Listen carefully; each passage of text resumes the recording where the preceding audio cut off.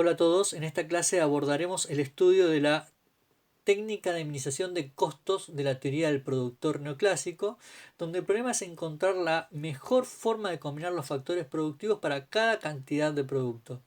Entonces el resultado de esto es la función de costos que indica la forma más barata de producir dado los precios de los insumos en el mercado. Los supuestos sobre los cuales se construye esta teoría son los mismos que para la maximización de beneficios, es decir, suponemos que la empresa opera en un mercado de competencia perfecta, donde el principal objetivo del productor es la maximización de beneficios, se dispone de tres factores productivos: tierra, trabajo y capital, y cada uno de ellos exige una remuneración a cambio, es decir, rentas, salarios y capital. La manera de comenzar el desarrollo teórico desde este enfoque es contemplar justamente entonces las retribuciones de los actores que intervienen en el proceso productivo.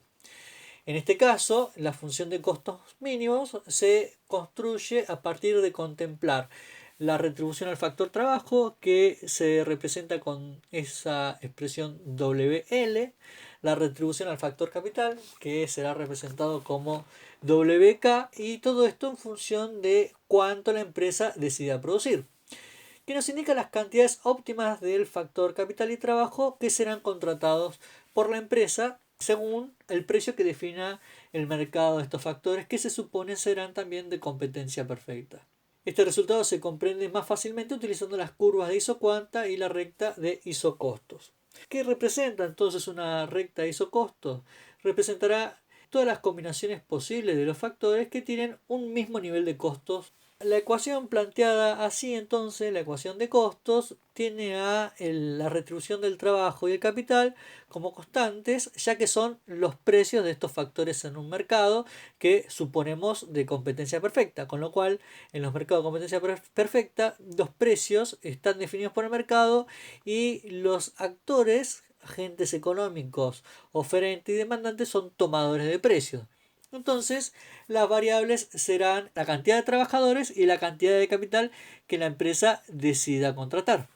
Si suponemos un nivel de costo determinado, como se plantea en la definición de isocostos, por ejemplo, el costo sub cero, ya se trata de un isocostos, podemos despejar K en relación a L, donde lo que estamos diciendo es que la cantidad de capital que una empresa contrate estará definida por la cantidad de trabajadores que esta empresa decida contratar. Ambas son interdependientes y entonces el factor capital es variable dependiente del trabajo, que viene dado como variable independiente de esta forma así expresado. En términos gráficos, entonces, la isocostos es una recta, ya que no tenemos ningún elemento elevado al cuadrado, y la pendiente será la relación de precio de los factores productivos. Y el resto, es decir, el costo como elemento constante sobre la retribución del factor capital, será la ordenada al origen. La relación entonces entre estos dos factores es negativa, porque para mantener constante el determinado nivel de costos, si aumentamos la cantidad de uno de los dos factores, necesariamente tenemos que reducir el del otro, con lo cual eso explica el signo negativo de la pendiente de esta ecuación de isocostos. El equilibrio entonces, o el óptimo del productor, surgirá a partir de conciliar la recta isocostos con la curva isocuanta. Recordemos que la isocuanta entonces representaba todas las combinaciones posibles entre el factor trabajo y capital para alcanzar un determinado nivel de producción en la empresa. Así, el óptimo del productor lo que muestra es la conciliación entre la relación técnica de sustitución con la relación de precio de los factores productivos en el mercado donde la empresa esté operando.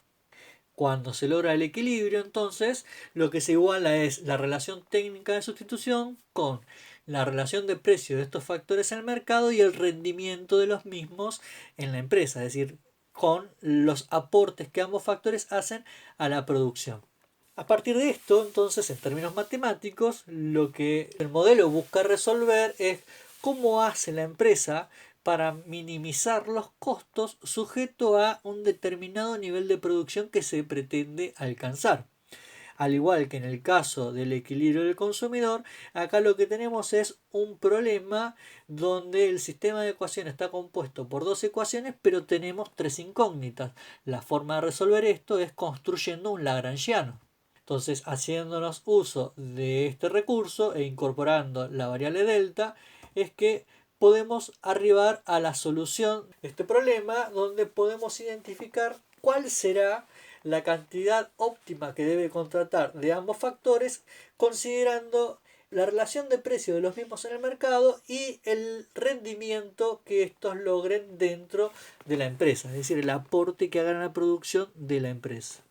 Entonces, la solución a este sistema en términos gráficos es cuando se logra identificar el punto de tangencia entre la isocosto y la isocuanta.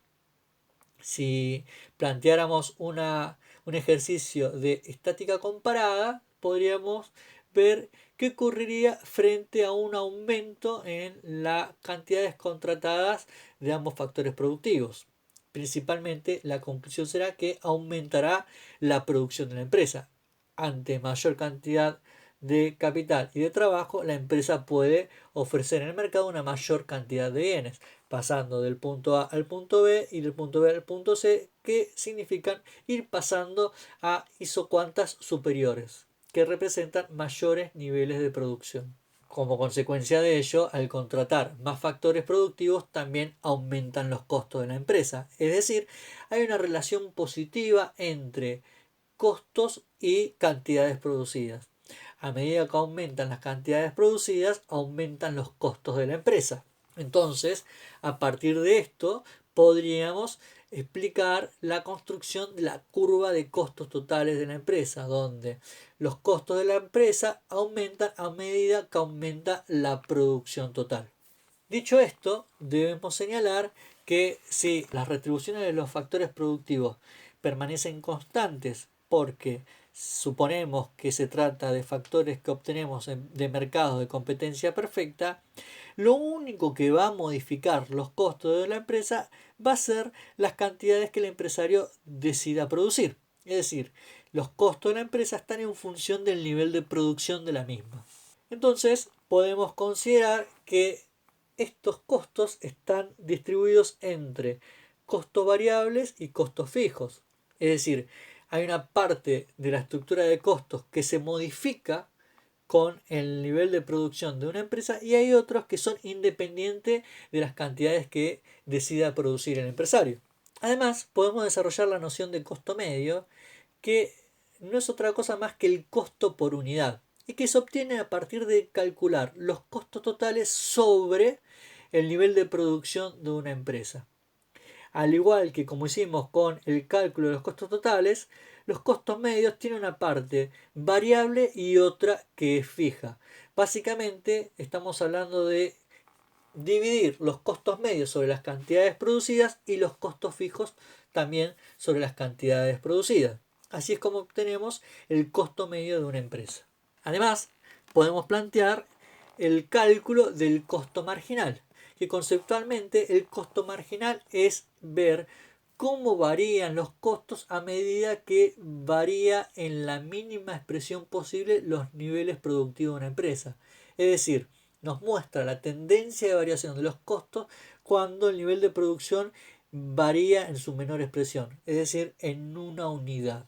Conceptualmente, entonces, el costo marginal nos habla de la tendencia de variación de los costos cuando la producción varía lo mínimo posible. En términos gráficos, el costo variable medio nos muestra esta forma donde básicamente a medida que aumenta la producción, en principio se contratan más trabajadores, se logran mejores formas organizativas entre este factor productivo y como consecuencia de ello mejora su rendimiento, razón por la cual se reducen los costos Pero luego empieza a operar o a tener lugar el rendimiento decreciente del factor trabajo y como consecuencia de ello el encarecimiento de los mismos, ya que siguen percibiendo la misma retribución pero rinden cada vez menos. Es por eso que rápidamente se observa esa tendencia creciente de la curva de costo variable medio. A su vez, para el caso de la curva de costo fijo medio, lo que tenemos es que manteniéndose constante el costo fijo, pero variando la producción, lo que vamos a ver es que el impacto que tienen los costos fijos dentro de la estructura de costos tiende a ser cada vez menor a medida que aumenta la producción de una empresa. A partir de la curva de costo variable medio y costo fijo medio es que podemos construir la curva de costo medio, que no es otra cosa más que la sumatoria de ambas curvas. En términos gráficos, si ponemos la curva de costo variable medio y la curva de costo medio en una misma gráfica, vamos a ver que la curva de costo medio se encuentra por encima de la de costo variable medio porque también incorpora al costo fijo medio. Y también vemos cómo la curva de costo marginal atraviesa a ambas curvas, a la de costo variable medio y a la de costo medio, en sus mínimos. Es decir, la curva de costo marginal parte desde el mismo punto donde surge la curva de costo variable medio y atraviesa a esta y a la de costo medio en sus mínimos, ya que siempre que la tendencia de variación de los costos medios y costos variables medios es decreciente, la curva de costo marginal se encuentra por debajo de ambas curvas y cuando empiezan a crecer, la curva de costo marginal se encontrará por encima de la curva de costo medio y de costo variable medio. Básicamente lo que ocurre ahí es que nos está señalando que la tendencia de variación de los costos es creciente o en términos conceptuales que los factores productivos empiezan a mostrar rendimiento decreciente, principalmente el factor trabajo, que es lo que se ve reflejado en la curva de costo variable medio. Muy bien, con esto cerramos la minimización de costos y su estructura desde el enfoque de la teoría del productor neoclásico para mercados de competencia perfecta desde la perspectiva del corto plazo. En un siguiente video ampliaremos esto para el largo plazo y estudiaremos cómo es que se conforma la oferta de este tipo de empresas. Espero que este video haya sido de utilidad y nos veremos en una próxima entrega. Hasta luego.